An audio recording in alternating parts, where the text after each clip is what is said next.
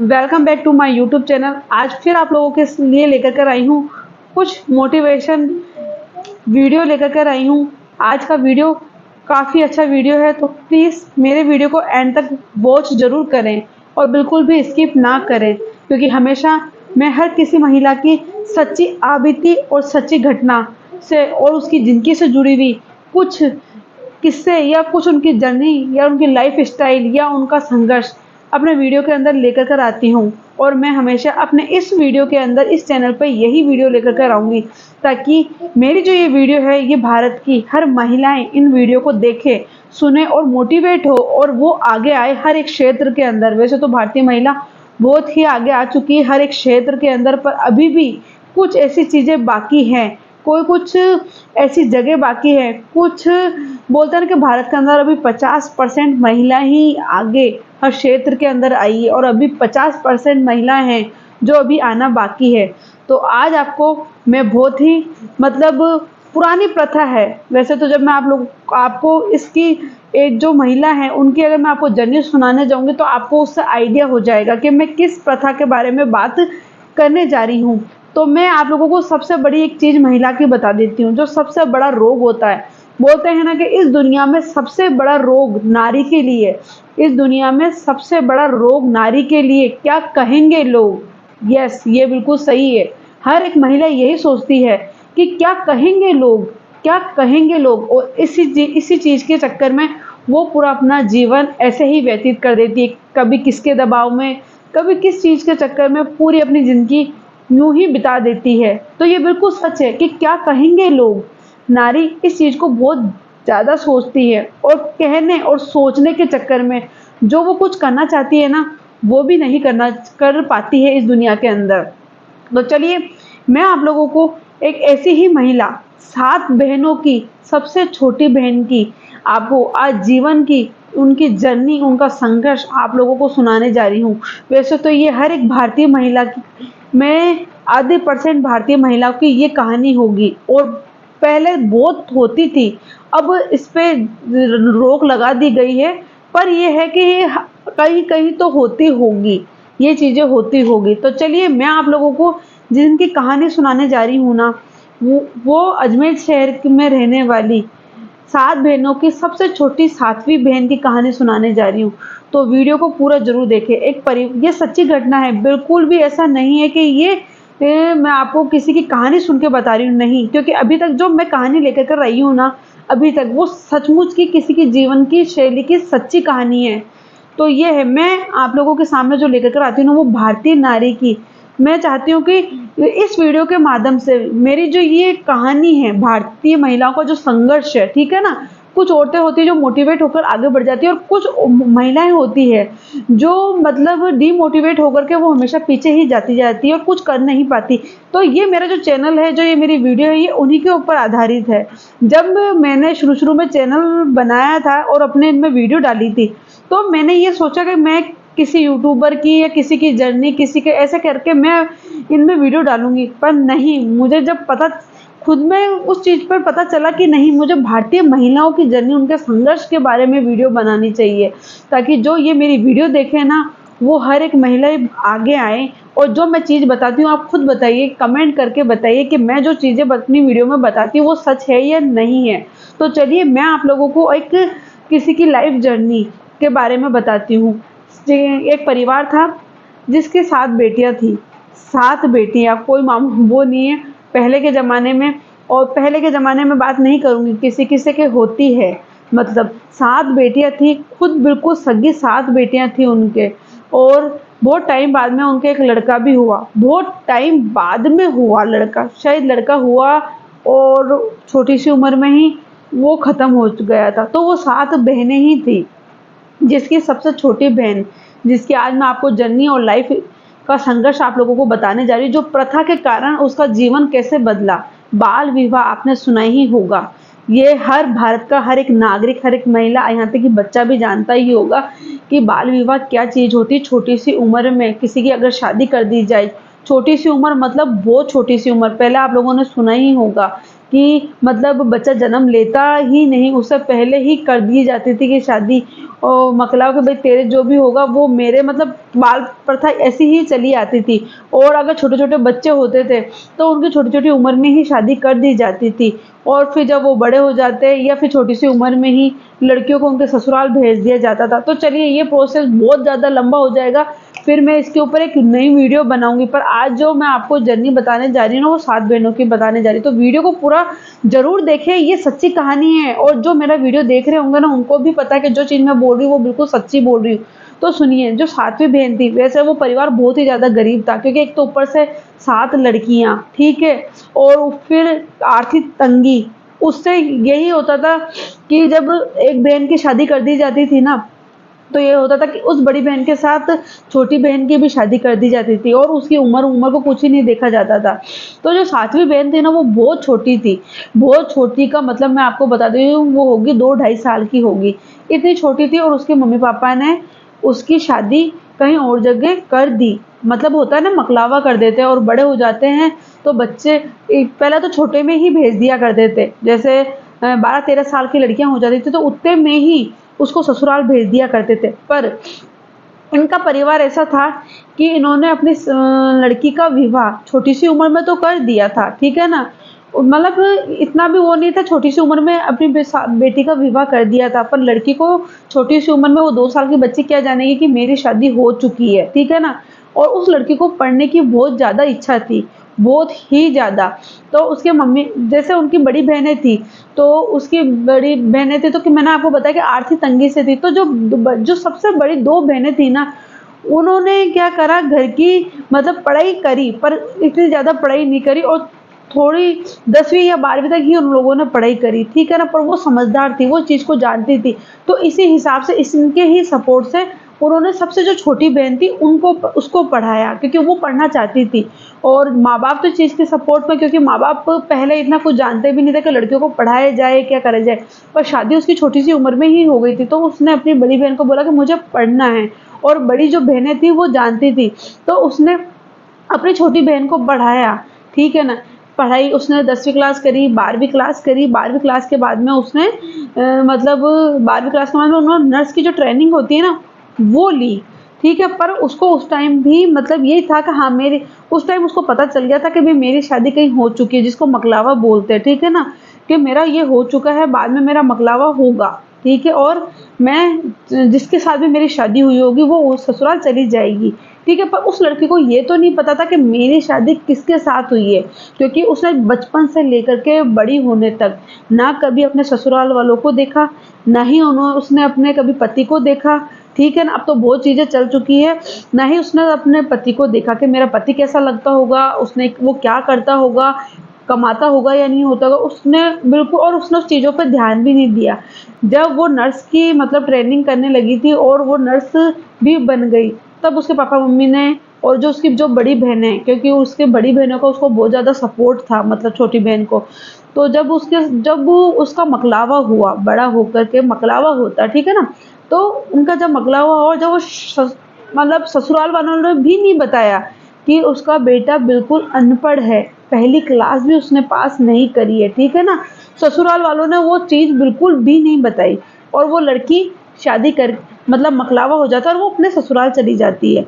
जब जाकर के उसको आगे पता चलता है कि मेरे हस्बैंड पहली क्लास, फर्स्ट क्लास भी नहीं पढ़े हुए हैं, तो जैसे कि उस लड़की के दिल पे कोई पहाड़ टूट पड़ता है, क्योंकि उस लड़की को पढ़ाई का बहुत लगाव था। उसने 10वीं करी, 12वीं करी, 12वीं के बाद में उसने नर्स की करी, और वो नर्स की का एक प्राइवेट हॉस्पिटल में वो ए, नर्स भी बन चुकी थी, ठीक है ना? जब उसको ये पता चलता कि वो शादी करके जाती है, तो उसको पता चलता है कि उसका पति फर्स्ट क्लास पढ़ा नहीं है, तो सोचिए कि उस लड़की के ऊपर क्या बीतेगी, हैं? वो क्या करता था? दूध बेचता था। हालाँकि दूध बेचना, काम करना कोई खराबी नहीं है, हर इंसान को काम करना चाहिए। पर आप एक चीज़ बताइए कि जब उसको पता चले कि उसका पति बिल्कुल गँवार है, अनपढ़ है, वो घर के सिर्फ़ काम करता है और दूध बेचता है, तो उस लड़की पे क्या बीती? तब उसने अपने माँ-बाप को कॉल किया, अपने मम्मी-पापा को बताया कि पापा-मम्मी, ये तो फर्स्ट क्लास से पहली क्लास भी पास नहीं है, अब मैं क्या करूँ? अब मैं कैसे रहूँ इनके साथ में? अब उम्र भी इतनी हो चुकी थी कि उसको पहली क्लास तो पढ़ा नहीं सकती थी वो, ठीक है।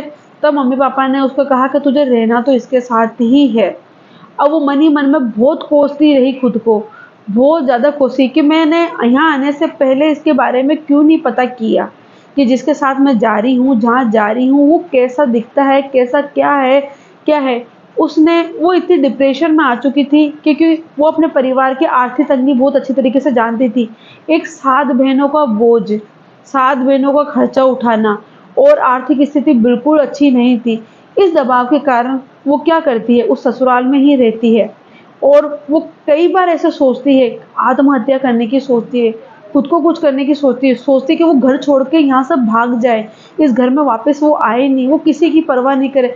पर फिर उसको अपने माँ-बाप का चेहरा नज़र आ जाता है, उसको अपनी जो बड़ी बहनें हैं, उनका चेहरा नज़र आ जाता है कि मैं अगर ऐसा कदम उठाऊँगी, तो मेरे परिवार पे इसका क्या असर पड़ेगा, मेरे माँ-बाप पे क्या असर पड़ेगा, समाज में रहने वाले लोग मेरे माँ-बाप को क्या बोलेंगे, मेरी और भी बहनें हैं, और भी सब कुछ है, वो उन पे क्या असर पड़ेगा, उनके ससुराल वाले उनको क्या बोलेंगे, मतलब इतना सब कुछ सोच कर के वो लड़की उस घर में रहना रहना पड़ा उसको, बिल्कुल रहना पड़ा, पर उसने हिम्मत नहीं हारी। ये होता है ना, बाल विवाह बहुत खराब चीज़ है, बहुत ज़्यादा खराब चीज़ है। बाल विवाह ऐसी प्रथा है कि औरत के जीवन को बर्बाद कर देती है, खराब कर देती है।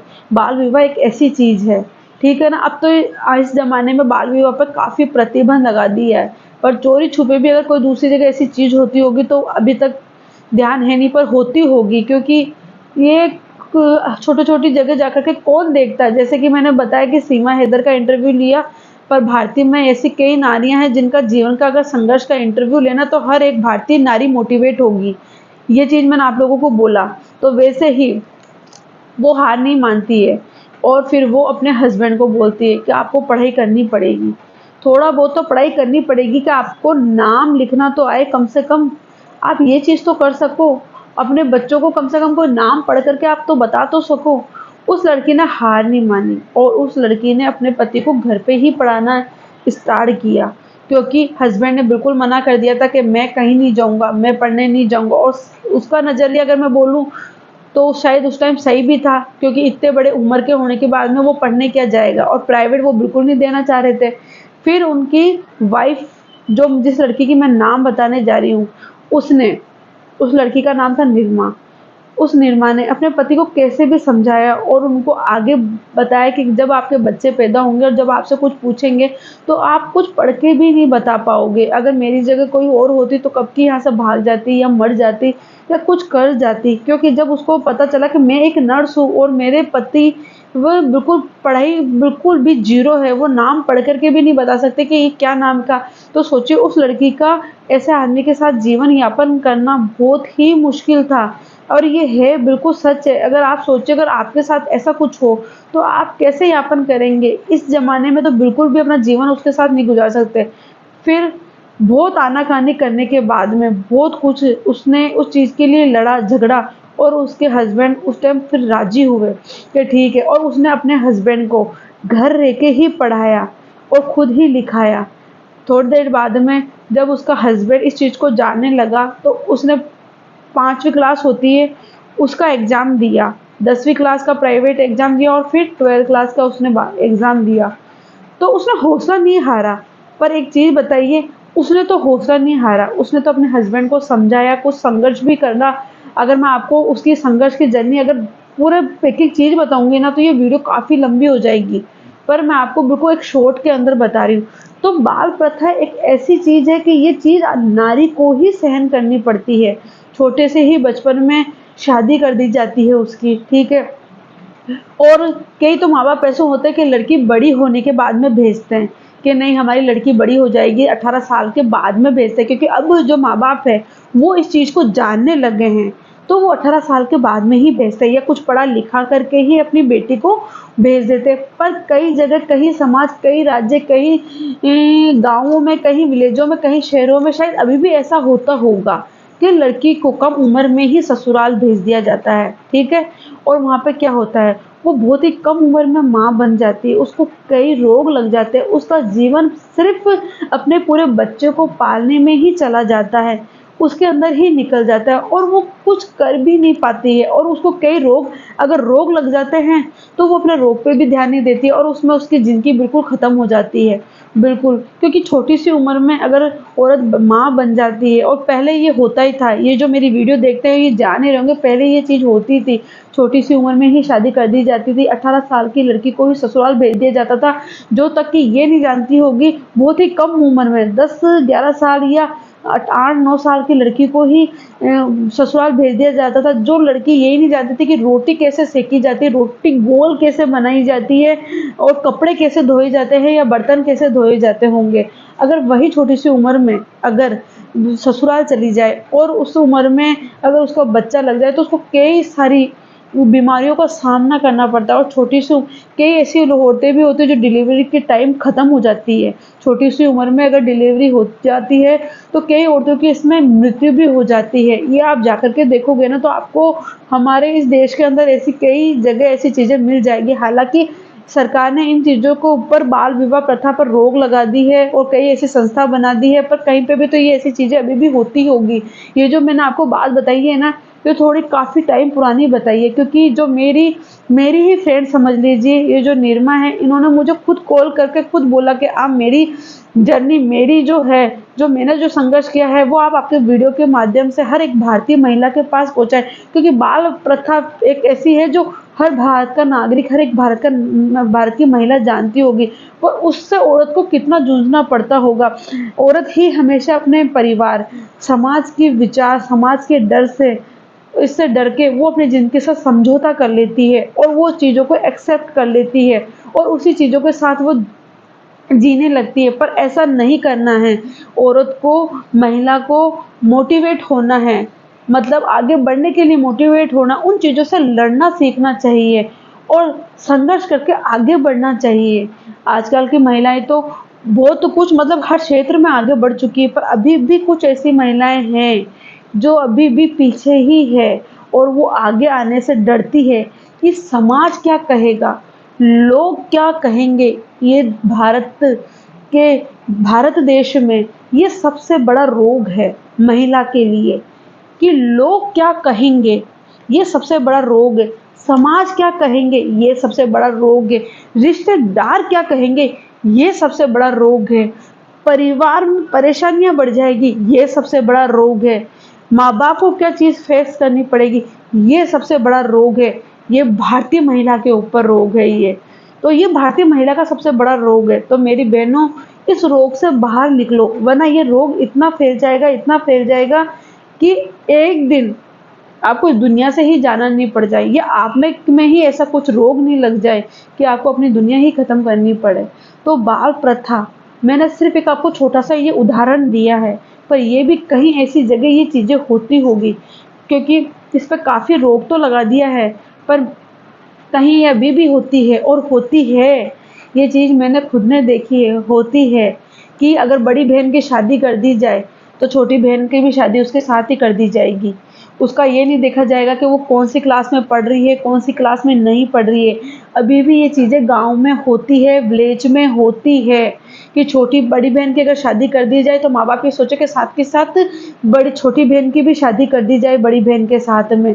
और फिर क्या होता है, माँ-बाप सोचता है कि छोटी बेटी को बाद में भेज देंगे, पर नहीं, फिर ससुराल का दबाव होने लग जाता है कि नहीं, भेजो, भेजो, भेजो, और फिर माँ-बाप उस प्रेशर में आकर अपनी बेटी को छोटी-सी उम्र में ही भेज देते हैं। उसकी पढ़ाई को कोई देखा नहीं जाता। और अगर बाई चांस अगर लड़की फ़ोन करके ये बोल दे कि मम्मी पापा, माँ मुझे ये करना है, आगे बढ़ना है, तो फिर माँ-बाप क्या बोलते हैं? माँ-बाप एक ही चीज़ बोल देते हैं कि तेरे ससुराल वाले बोलेंगे वही चीज़ होगा। क्यों? जन्म तो आप लोगों ने दिया है उनको, फिर फैसला लेने का अधिकार आप लोग कैसे किसी को दे देते हैं अपनी बेटी का?